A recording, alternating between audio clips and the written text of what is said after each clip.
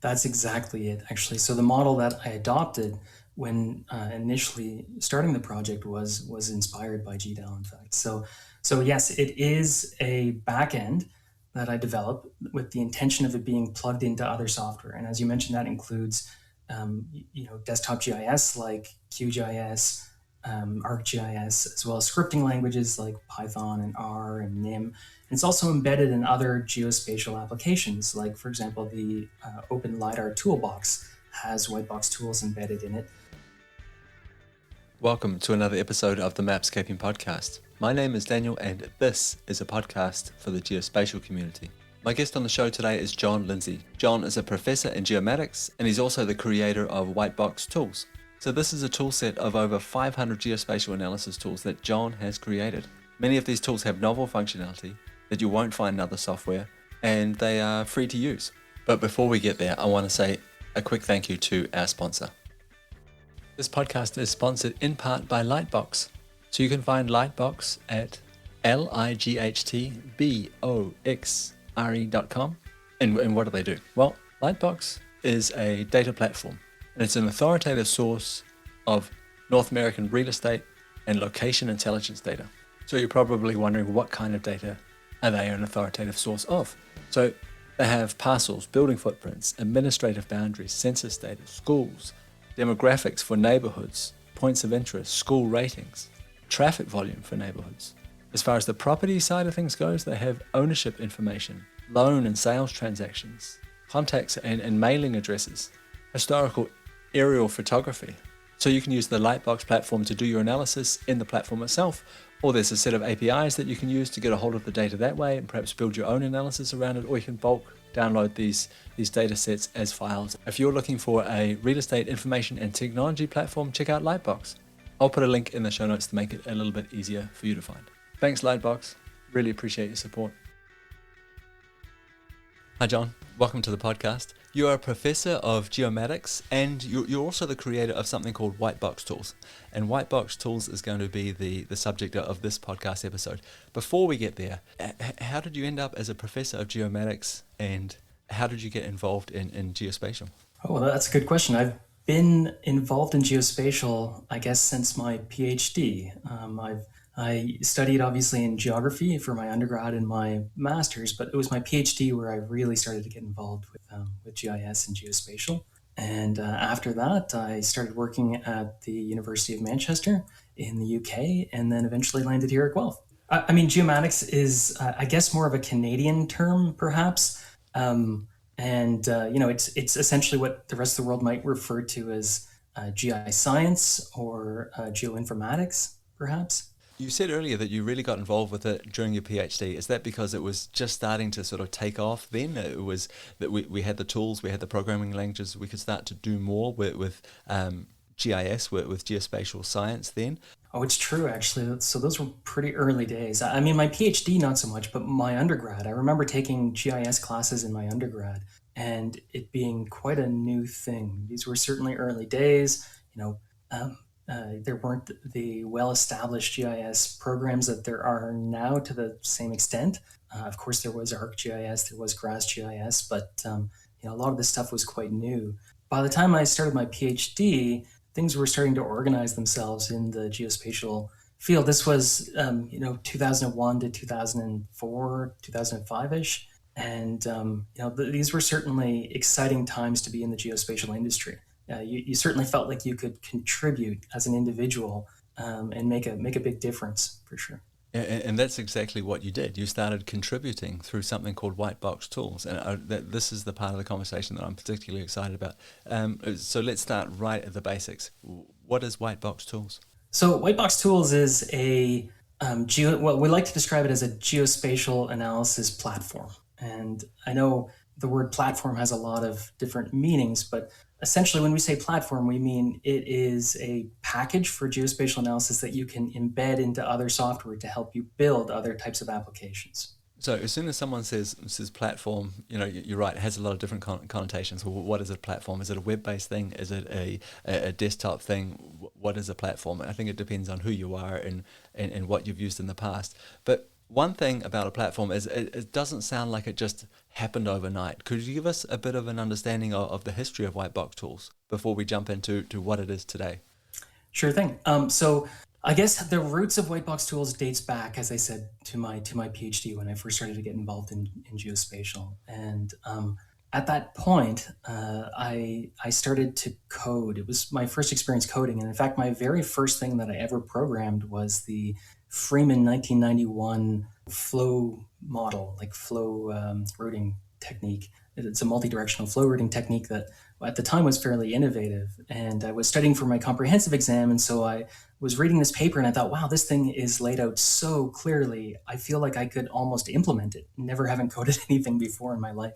And I looked up at this milk crate. I was, a student at the time, so milk crates were a major part of my furnishings. And it had an old disk of VB6, Visual Basic 6, in it that a professor had given me. And so I took this thing and I installed it on my desktop and then started to code with it, learn how to code, and I created this algorithm. I showed that to my lab mates in my research group, and they thought it was pretty impressive and asked me to add this and that. After a while, it had developed into this thing that was a full-blown GIS, and that was what I called the Terrain Analysis System, or TAS. It was a small program, but at the time it was fairly widely used. And because I didn't really know what I was doing when I started it, it was honestly a bit of a mess internally. It wasn't organized in optimal ways to be a full-blown GIS. It just sort of evolved that way. And so by about 2005, I guess, well, sorry, about 2006, I was starting to question whether or not I should carry on this way. And TAS was a freeware package, but everyone wanted me to make it open source. But admittedly, I was a little embarrassed about the source code because of how poorly organized it was. So by about 2008, when I arrived at the University of Guelph, I decided it was time to redo this thing, to start a new project based on the roots of TAS. And that was WhiteBox GAT, WhiteBox Geospatial Analysis Tools, which again was probably my best attempt at making a full-blown desktop GIS.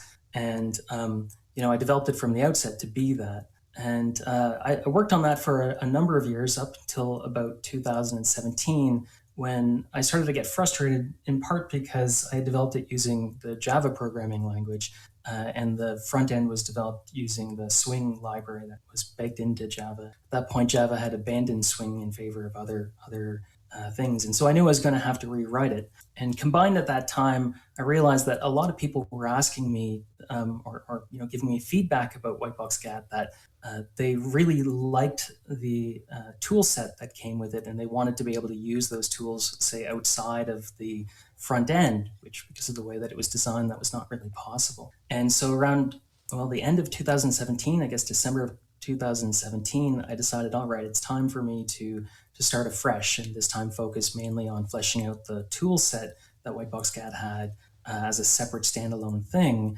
and not to focus on the front end, and instead to create something that could be easily plugged into other front ends that were GIS projects that were quite successful at that point, like QGIS. And so that's where WhiteBox Tools came in. And I developed WhiteBox Tools essentially as in concept, taking the tool set of WhiteBox GAT and making them so that they're portable and can be embedded easily in other software applications. And so I think it was about 2018 that WhiteBox Tools had its first release, public release, and since then the project's been growing exponentially. So I just want to start off by pointing out that a lot of people, when they start out programming, they start out with something called Hello World, and not writing a flow model. I mean, that sounds remarkable that was your starting point for this. So you talked about tools. You moved away from the desktop to these more sort of modular kind of tools that you were talking about. How many tools are we talking about here? So the open core of WhiteBox Tools has, I think, around 465 tools at the moment, and the extension products that we sell for generating revenue to support the platform has, I think, at the moment about 63 tools. So all told, there's about 530 some tools. Again, I'm always working with the development version, and there is always more tools in that than there is in the public releases, but that's about what we're standing at the moment. And they're all developed using a programming language called Rust.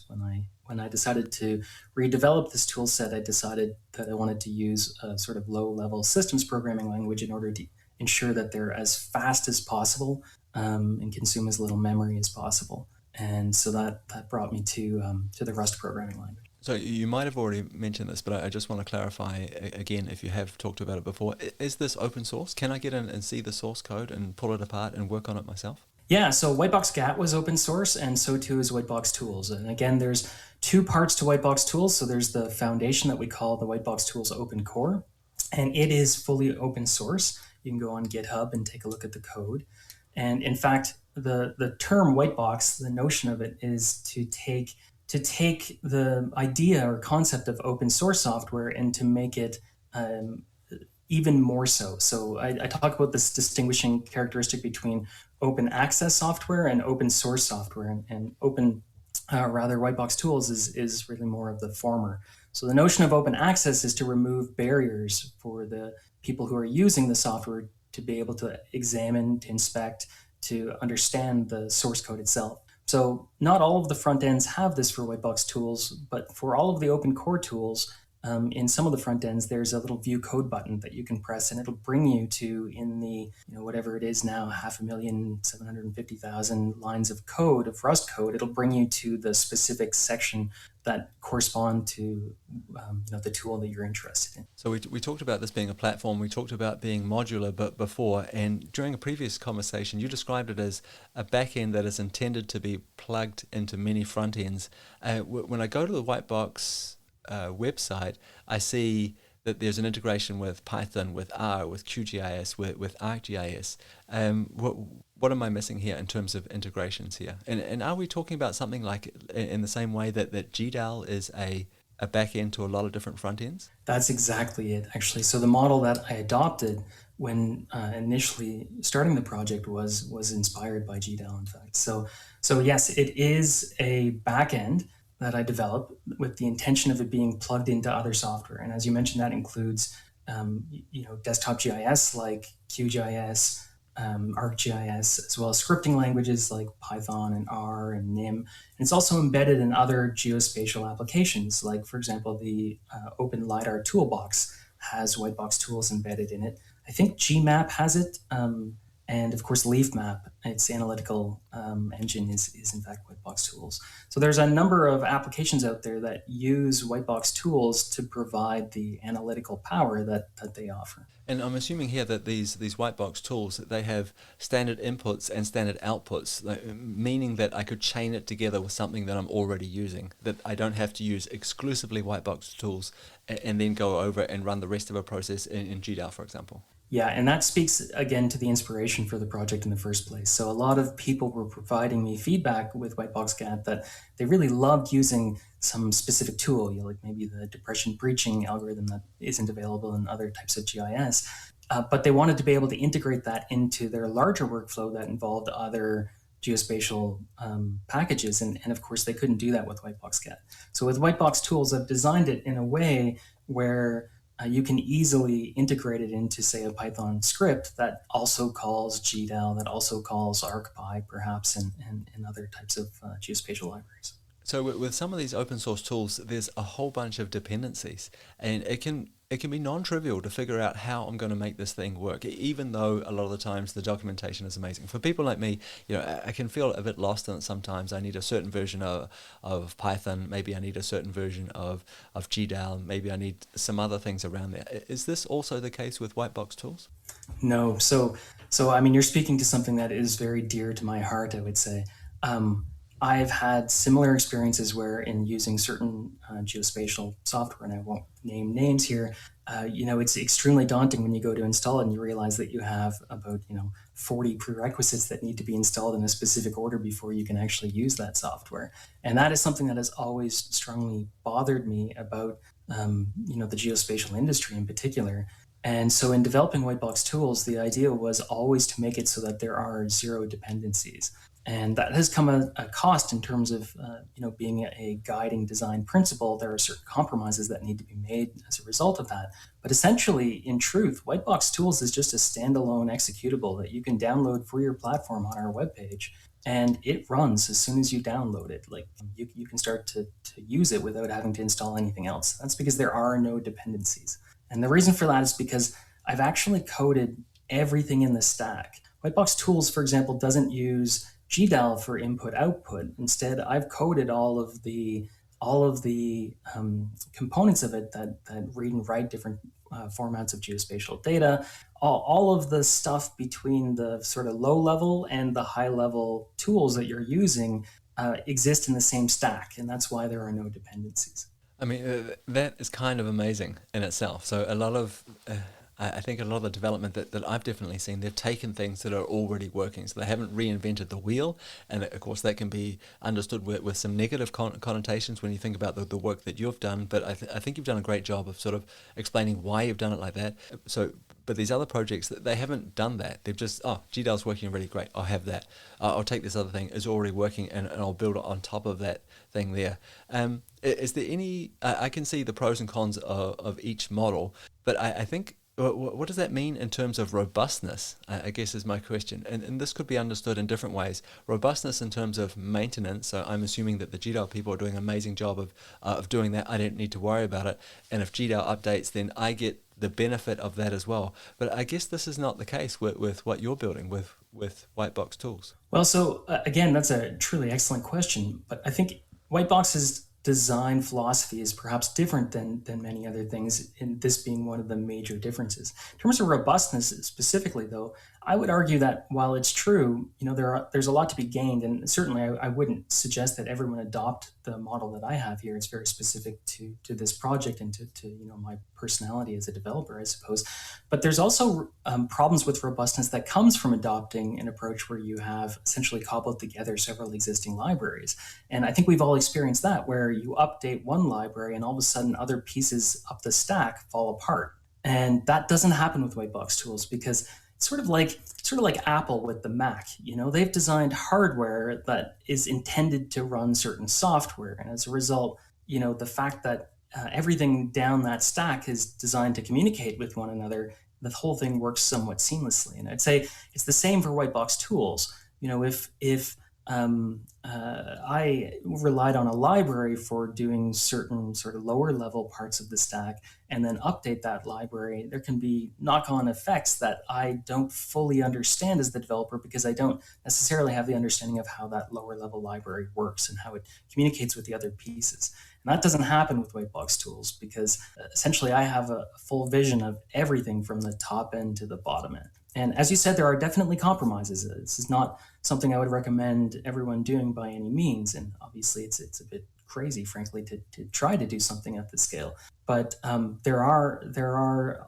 advantages as well as disadvantages, I suppose. I really appreciate you taking the time to sort of talk about that a little bit, and I hope you understand none of what I said was meant as a critique. It's just I'm merely trying to highlight, this is another way of doing things, and so hopefully people will go away with the idea, okay, there are pros and cons to both ways of developing tools. Absolutely, and no, I definitely don't take it as a critique by any means. It is a very different way at developing software compared to what most people would do by any means. And it's almost counter to sort of the modern approach to developing software. And again, I think this perhaps speaks to the fact that I've been doing this for 20 odd years. And when I initially started doing this, many of these existing projects just didn't exist, or were pretty rudimentary. GDAL, I don't even remember GDAL when I first started developing software. QGIS was a completely different thing. People often said to me, why did you develop your own desktop GIS when I was working on GAT when there is QGIS? Well, QGIS was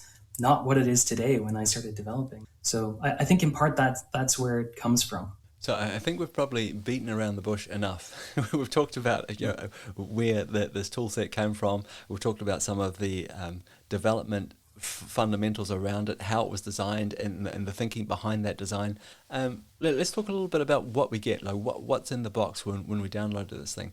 So if I go to your website again, whiteboxgeo.com, it looks like you've got a really great set of manuals of documentation here, and I'm looking at something, I'm on a web page called Tools Reference, and I see things like data tools, geomorphic analysis, GIS analysis, image analysis, LiDAR analysis, precision agriculture. Can you talk us through some of these things? What do I find in LiDAR analysis, for example? Sure. So Whitebox Tools has, people often say, well, what can I use it for? And I always respond that that's a challenging thing to answer because it's a little like saying, what can I use ArcGIS for? Or what can I use QGIS for? It obviously goes to solving spatial problems generally, but there are areas that it has particular strength in. And so, you speak about the LiDAR toolbox or the collection of tools in WhiteBox tools that are geared towards LiDAR data processing. Those are all tools that are intended to take the typical LiDAR analyst from a raw point cloud all the way to, say, an interpolated digital elevation model. So there are tools that are intended to work specifically with LiDAR data and LiDAR point clouds.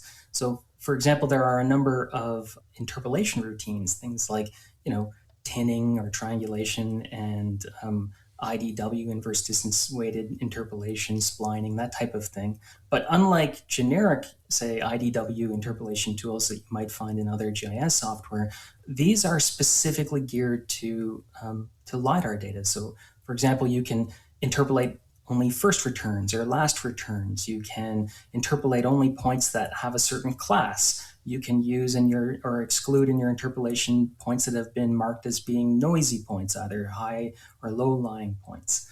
So these are essentially a collection of tools that help the LiDAR specialist to take raw data and extract information products from them. So I'm hoping people have a really good understanding of what WhiteBox Tools is now.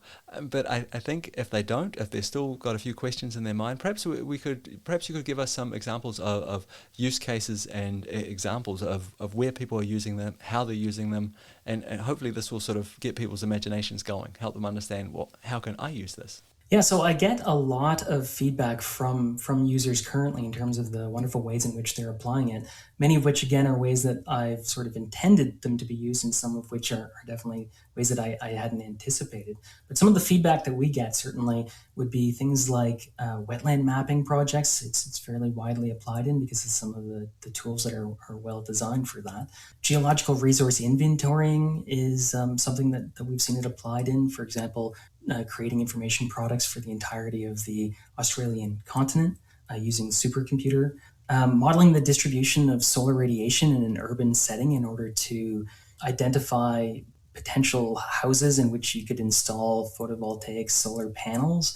I've seen that sort of application a couple of times now. Digital archaeology, as I had mentioned before, is an area that people are applying the tool set in quite widely these days. Again, Guelph is an agricultural university, and so I see it very widely applied in soils mapping applications. Recently, landslide modeling, a lot of geomorphological modeling applications for sure. It's applied in forestry applications, and that's, again, particularly because of its strength in LiDAR data processing.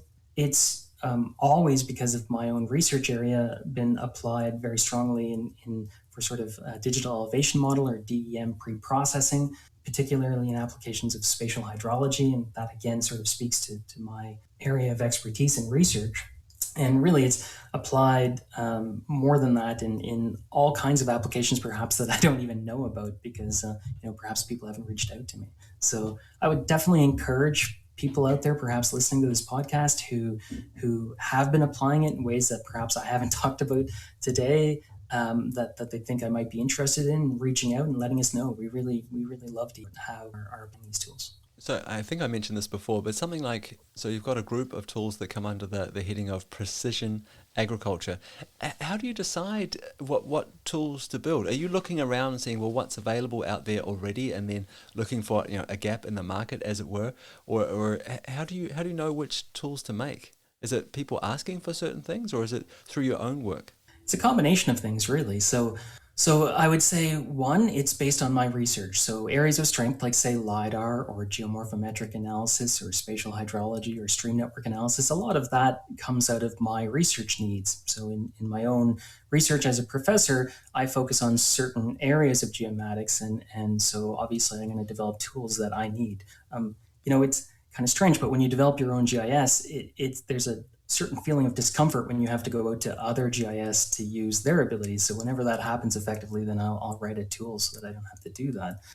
My research, when it involves sort of creating cutting edge algorithms for doing certain types of processes, WhiteBox is the platform in which I disseminate that knowledge about some innovative algorithm, for example. There's also an element of receiving feedback from users. So, for example, that precision agriculture set of tools, a lot of that comes from me working at the University of Guelph, which is an agricultural based university. It has real strengths in agricultural research.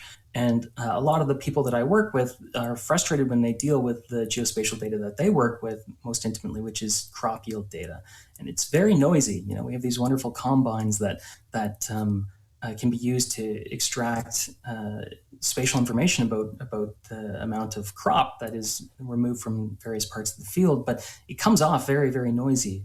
And so that set of tools, for example, can be used to help to use geospatial techniques in order to clean that data and make it more readily available as an information product. And then there's an element of teaching. Again, the other aspect of me being a professor is that I do research, but I also teach. And you know, we talked about this in a previous conversation, but I very much consider myself to be a geospatial tinkerer at the sort of concept of the guy who has to take apart the toaster. If I'm teaching some concept to an undergrad GIS class or an undergrad remote sensing class, I need to know how that algorithm, how that process works at a very fundamental level. And for me, that means coding it. If I can't write a tool to do a canny edge detection process on a satellite image, then I don't know that I should be teaching that. If I can't write a tool to perform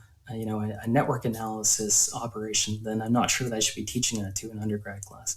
And I wouldn't cast that judgment on any other professor but myself. Here, I should say that it's just my nature. I really need to understand how things work at the most fundamental, basic level to have confidence enough to be able to teach it. And so that's where I'd say most of the inspiration comes from. And some of it is honestly just requests from users who say, "I've got this problem. I'd like to figure out how to do this."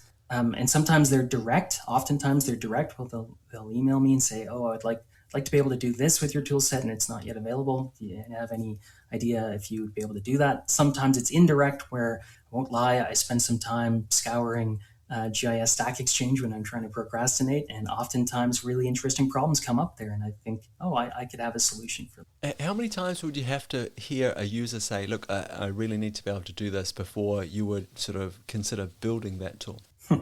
That's a really good question. So it's true, if I hear multiple users requesting the same feature, then obviously it bumps up the priority queue for me. And at the same time, if it's just a single request, but it's a really interesting spatial problem that I've not thought about before, or that I can think of a unique solution for, then even with one request, it may well result in a tool. And sometimes that happens. Sometimes someone will email me in the morning, or I wake up in the morning, check my email, and they'll be like, "I've got this problem. I can't see a solution for it. Can you think of anything?" And like by afternoon, I'll have a tool written that I can send to them, and that eventually will be published in the open core as something that everyone else can use. And so that's why sometimes when you look at the tool set, you'll see like really niche tools. Some of them, many of them are obviously perhaps generic tools that you might find in other GIS, but some of them are really specific tools. And oftentimes that's inspired by a very specific need of some user. And I am often, more often than not, surprised when, I'll write one of these very specific tools for a very specific intention, and then find out years later that, many people have been using this tool and that it's benefited many others. That's what makes it all worthwhile, I guess. So again, I am not a developer, so this might come across as a very naive question. But what if the request was, I'd like to run these in a different environment, like a high performance computing environment, for example, or on a cell phone or something else? Is that something that is possible to do with these tools today, or could it be a future for some of them? It sure is. So there are people who have definitely used WhiteBox tools on supercomputers. I can think of at least two or three examples where that's the case. It can be used in the Google Earth Engine GE type environment. It can be used sort of in web-based environments. The only thing that I haven't seen it used in currently, and this is I think in part just because I've not compiled it for this, is like a mobile environment. So there's no reason why technically it couldn't be used in a mobile environment. Again, the Rust programming language can certainly be compiled for, say, Android. But no doubt I could get it on iOS. It's just I've not compiled it for such, and no one in the community has done so. I don't know if it's because the guts or the intention of Whitebox is obviously more on the analytical side than the visualization side. And I might be misspeaking here, but I think mobile GIS is still much more focused on front end data visualization for people in the field than it is, raw data analysis, which typically you would still go to. I wouldn't say a more powerful computing platform, but certainly one that is maybe more conducive to interacting with, analysis. Yeah, I think that's a really fair statement. But you mentioned the word intention, and it made me think that when I look through this list of tools that you've developed, they're so focused, so unique, and there seems to be a very clear intention behind, like that this is for exactly that thing there. I'm wondering if you can have situations where you see people using your tool for something that it wasn't intended for. And how do you feel about that? How do you react to that? Or does it matter? I do. Well, so it doesn't matter. I want people to use it for whatever they want to use it for. I've created a set of tools here and, unleashed them on the world with the hope that people will apply them in ways that I didn't ever think that they would be applied. And I get a lot of inspiration and motivation when people do contact me and say, "Oh, I was using this tool for this application it was something I never envisioned." And a good example of that is in recent years or recent months, it's been fairly widely applied for geoarchaeology, for digital archaeology applications. And people have reached out to me to say, "Oh, we're using it for this and this type of archaeological based application." And I won't lie, in developing these tools, it's not something I was really envisioning. So seeing people applying them in ways and in domains that I never anticipated is truly motivating. The capacity for users to take what you've created and to apply them in ways that I myself could never have envisioned is remarkable. So earlier on, we talked about how this is a back-end design for many front ends. How did you decide which front ends to support? I'm assuming there's a certain amount of support that goes into each, or maintenance involved with each front end as ArcGIS changes, perhaps as QGIS changes, as Python changes. There must be some level of maintenance that is required there. So how do you decide which front ends to support? I think if you speak to any open source developer of a large project, you'll hear about the balance that has to exist in order to not burn out. And, obviously developing 530 plus tools in the span of 3 or 4 years, it's been a marathon run at a sprint's pace for me. And, you can only spread yourself thin so much. And so my focus has really almost entirely been at the back end side of things. So many of the front ends that we've talked about are actually maintained by other people in the user community. In particular, Quisheng Wu, a professor in Tennessee in the United States, he has taken strides in pushing, I think, the ArcGIS front end, some of the Python, although Whitebox comes with its own Python API already, but there's a pip install that he maintains. And I think he started the R front end, which is now being maintained by another fellow, Andrew. And the QGIS front end was initially maintained and still is maintained by Alex Brewery in the Ukraine, as a result of some of the unfortunate things obviously going on in the Ukraine at the moment. Not to get too political, he's had to step back from that, and so WhiteBox Geospatial, the company, has sort of taken over, at least for now, the maintenance of that particular front end.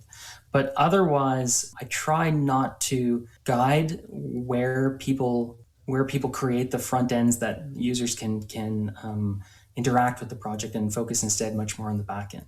I kind of prefer, to tell you the truth, being the anonymous guy in the background working on things without people perhaps knowing that he's there. This podcast is quite unnatural for me. It's probably one of the first public-facing things that I've done. Well, I have to say, I think you're doing an amazing job at being a guest and slowly but surely sort of walking us through this. I really appreciate it. So we're talking about these tools. We talked about some of your thinking around the development of them. I want to go back to something you said earlier on.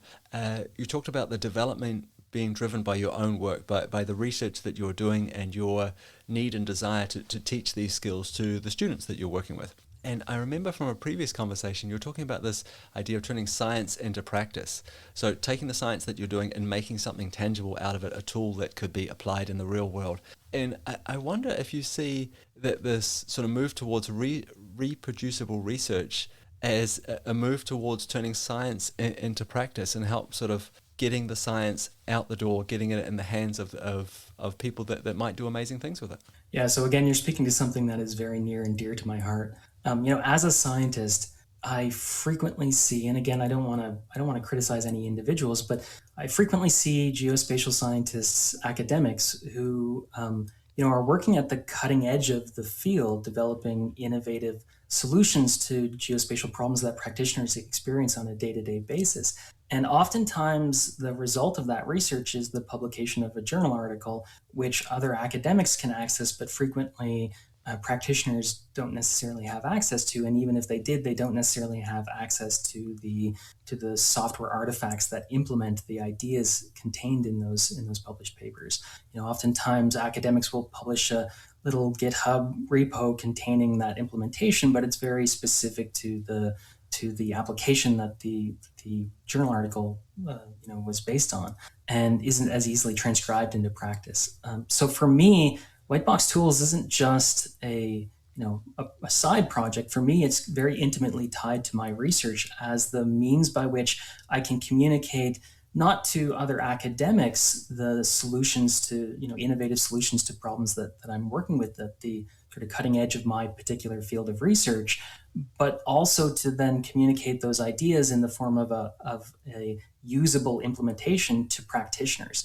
And that allows me a certain advantage in truth in terms of my field, because immediately, if I develop, say, a new depression breaching algorithm to better pre-process digital elevation models, well, within days, I can ensure that it's in the hands of practitioners such that they can adopt this cutting edge scientific advancement effectively. And so I've always viewed Whitebox Tools as effectively a form of disseminating the research that I'm doing, and that the students that I work with, grad students in my research group, it's the vehicle by which they can also get the work that they're doing in the hands of practitioners. And sometimes that honestly freaks them out. My grad students often are working on, as all academics are, on these very niche problems. And as you spend 2 years focused on this one little problem, you think, oh, does anyone in the world care about this problem? That's one of the side effects of doing a grad degree, I'm afraid. And there's always a point in each of their degree programs where when we get when we get to the point where we publish the tool that they're working on in the Whitebox geospatial tool set, and they'll get an email out of the blue, or I'll get an email out of the blue from some user somewhere around the world who will say, oh, I just started using this tool. It's wonderful. Can you give me some advice about, say, parameterizing it? And it always just takes them by surprise, knowing that something that they thought was so niche and they were so focused on is now being used by people, potentially thousands and thousands of people in hundreds of different countries, or 100 plus countries. I could imagine that you would feel like you were on the hook in a different way. So you're not just publishing a journal article about this, like you're providing a tool, a service, and your name is attached to that tool or service. I could imagine that responsibility would weigh quite heavily on some of these younger students. It does. We've talked about this Whitebox Tools as being a platform. Right at the start, we said platform, and platform could be a lot of different things. Is there a world where this is a distribution platform of tools it is already, but is there a world where other professors come to you and say, look, I've made this thing, can you add it to your tool set, and can we distribute the knowledge as a practical thing in the platform that you've already built? Yeah, I mean, when I talked about the notion of, the term white box indicating open access as opposed to open source software, again, one of the ideas or the inspirations there, or the hopes, I suppose, of that, was that by removing the barriers to understanding how certain tools work, it allows for iterating on those tools. It makes it much easier for people to say, oh, okay, this is how, say, the slope tool works. I could modify that to improve it to do this or that, and then to very easily, take user community contributions and to build on it in that way. It was quite idealistic and optimistic in that sense. And to some extent, that worked well with Whitebox GAT when it was written in Java. With Whitebox tools, again, certain compromises needed to be made, and I chose the Rust programming language because of its performance characteristics and the fact that it's a modern language. But it is admittedly one of the toughest languages to learn as a beginner. So if you haven't learned Rust previously, that journey of learning it is probably harder than it would be certainly for, say, Python or for Java, more common languages like that. And so up until now, effectively those 530 some tools have been contributions by myself largely, and a few of them have been by my graduate students as well. But I haven't as of yet received very many contributions from the community. But again, with the concept of Whitebox, that it's very much designed with this sort of goal in mind. Yeah. Have you heard of people doing what you're talking about? So opening a tool up, seeing what's under the hood, how it works, and porting that to another language? Yeah, so I think I had mentioned to you that Whitebox GAT was initially, so it was developed in Java, but in reality it was initially developed in the .NET platform, using a combination of both Visual Basic .NET and C Sharp. And the nice thing about the .NET platform was that when you press that View Code button and you saw the code that I wrote, if you didn't understand, say, C Sharp, then you could convert it to, say, Python. Like, just press a button and it would convert it. So there was a ready ability to be able to translate the toolset from one to another. And in fact, when I left the Whitebox GAT project, there was another hydrological project, that GIS project, that took that tool set and translated them into, I forget what language they translated it into, but that was something that happened then. Certainly, there's definitely the ability to do that. I think it's a little trickier to do than you might think, though, again, because those tools have been written in Rust, but they also use all of the stack that lies below the analytical part of the tool in terms of reading and writing data and everything else that goes in between. So you'd need to port all of that over as well. It's no easy undertaking. At this point, Whitebox GAT, it's been a while since I've done sort of the lines count, but it's coming in, I imagine, on close to 1 million lines of code. It's probably about somewhere between 500 and 750,000 lines of code. So it's a sizable project to port. Yeah, it sounds like it. It sounds like an incredible undertaking. So what would you, if you had to start this again today, what would you do differently in terms of your approach to building and maintaining this? Well, so this is my third kick at the can, admittedly. I made mistakes with TAS. I made mistakes with Whitebox GAT. On this one, I'm not going to say it's perfect by any means, but it is definitely the closest that I've come to creating exactly what was in my mind from the inception of the project. So I don't know, things that I would change about it. I would say that there are compromises that I have made for the design philosophy of Whitebox tools, and those compromises, of course, as everything does, come with certain side effects. And the side effects are ones that I'm okay with, but there are maybe consequences for other applications, other users. And so, I could certainly see designing it in a different way in order to capture different audiences, for sure. And to some extent, we're addressing some of those issues now in terms of the company and our recent development efforts. Some exciting things coming down the pipeline, for sure. I think that's a really hard thing to know. It's like, who is this for? I think it's obviously a really important question, but an equally important question is, who is it not for? Because I think if you're for everyone, effectively you're for no one. It doesn't differentiate itself in the market. You're aiming at that big sort of the middle of the bell curve. And I think you can very quickly end up making average stuff for average people, and no one cares about average stuff. They care about specific things for their problems. I mean, this is the problem that I have when people ask me, what is Whitebox for? And I reply and say, well, what is ArcGIS for? What is QGIS for? Because it is so broad in its scope. And I do definitely encounter this problem.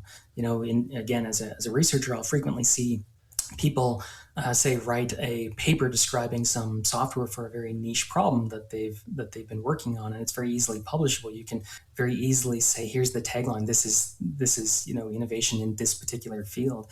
But Whitebox tools paint such a broad stroke, covering such large ground, that admittedly, like, I know I need to write the Whitebox tools journal article so people have things to cite, but it's a hard one to publish because in order to do so, I have to sort of break it down to here are the niche areas that it has strength in. But the reality is, in doing that, you're always sort of leaving out some of the more perhaps generic functionality that it has, because it is intended to be so broad in application.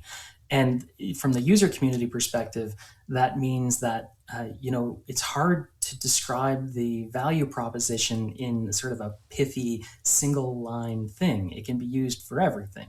That's probably an overstatement. Obviously, there are things that it's not particularly strong in, and things that it's much stronger in. But it does, compared to most projects, have a much broader sort of application area. And so that value proposition is certainly there, and it's there in I think maybe some of the unique tools that it offers that you won't find in other GIS. So while it has a set of tools that definitely overlap with things that you would find in QGIS and in ArcGIS, it also has a large number of tools that are very niche, that I think aren't niche in their application, broad application, but are niche in their solution, that offer certain advantages that you won't find in other things. But that's hard to say to people in sort of a pithy one-line way. Yeah, it's not easy, but I love that sentence there. Not niche in terms of their application, but niche in terms of their solution. I thought that was brilliant. That was a great one-liner. Maybe I need to write that one. We should put that one on the webpage. Yeah, I think you should. Hey, so this has been fantastic. I've learned a bunch. I really appreciate you sort of walking us through this. What should people do? They've heard us talk about WhiteBox tools for a while now. Where can they go if they want to learn about this thing? Is there any particular website we can send them to, or a place on the website where it's just a great starting point? I'm guessing there's people sitting out there thinking, well, I love tools. I like working with geospatial data. What should they do to discover if WhiteBox tools is for them? That's a good question. So, of course, the home on the web for us is www.whiteboxgeo.com. And that's our homepage now since about a year ago. And you will find all the information that you could ever want to know about the WhiteBox Tools project, in terms of the larger WhiteBox platform, in terms of the open core that we've been talking about today, as well as the extension products that extend the functionality of that. And of course, you'll find plenty of resource information in terms of the user manual that we have put. We have put so much work into that user manual to give users a source for answering the questions that they have about how to work with some of these niche tools and parameterize them, and the inputs and outputs, and what they do and how they can be used and applied. And we have a series of YouTube videos. So my business partner, Anthony, he's a reluctant YouTube star, I would say, but he's been releasing at a pretty steady pace YouTube tutorials that describe perhaps individual tools or collections of tools and how they can be used. And of course, you can find us on Twitter and LinkedIn and other social media. Well, I'll put links to all of those places in the show notes of this episode. So I hope that helps people discover you. And I just want to say thanks. Thank you very much for building this and making it available for people, and for helping sort of spread the word about geospatial and helping people, solve niche problems. On behalf of the community, really appreciate it. Thank you. Thank you, Daniel. It really was an honor and a privilege for me to speak to you today on your podcast. Long-term fan, and what you're doing is remarkable for the geospatial community, and the opportunity for us to perhaps get people in the user community who are less familiar or unfamiliar with WhiteBox tools out there knowing more about it is certainly an opportunity that made me come out of my sort of back-end shell, my natural reclusive nature, and to join you today. I really appreciate that opportunity. Well, I'm really pleased you did, and it's been great talking with you. Thank you very much. Thanks. Thanks again to Lightbox for sponsoring this podcast episode. If you are in the US or Canada and want to locate your customers and prospects using addresses, geocoding, and property information, or if you're working in real estate, government, telecommunications, insurance, energy, or utilities, check out Lightbox.